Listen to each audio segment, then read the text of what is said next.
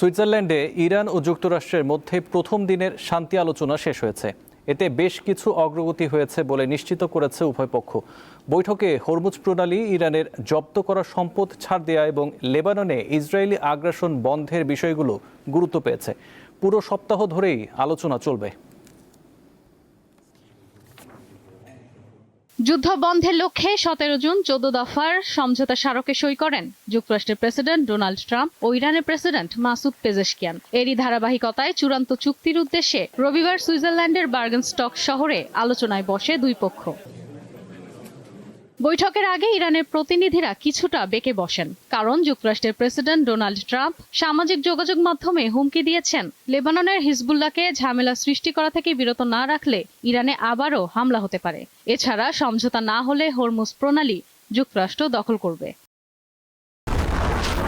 হিউস্টনে rocking tasty, সীমানা ছাড়াও নিজেকে হারাও।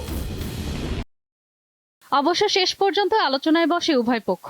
যুক্তরাষ্ট্রের পক্ষে নেতৃত্ব দেন ভাইস প্রেসিডেন্ট জেডি ভ্যান্স, আর ইরানের নেতৃত্ব দেন পার্লামেন্টের স্পিকার বাঘের গালিবাফ। শান্তিপূর্ণভাবে প্রথম দফার আলোচনা শেষ হয়েছে বলে জানিয়েছেন মধ্যস্থতাকারীরা।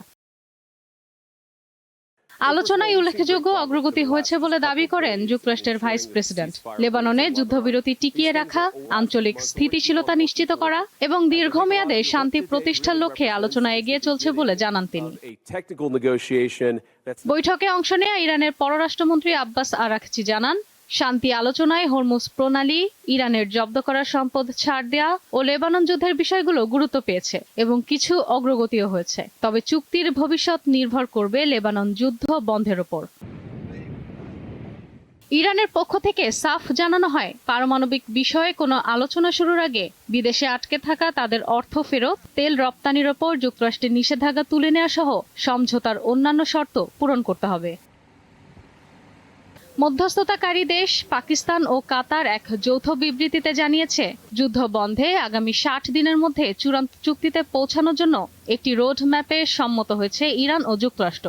হরমুজ প্রণালীতে বাণিজ্যিক জাহাজের নিরাপদ চলাচল নিশ্চিতে একটি ব্যবস্থা চালুর বিষয়েও রাজি হয়েছে দুই পক্ষ। ইশরাত সুমা, দীপ্ত বার্তা কক্ষ।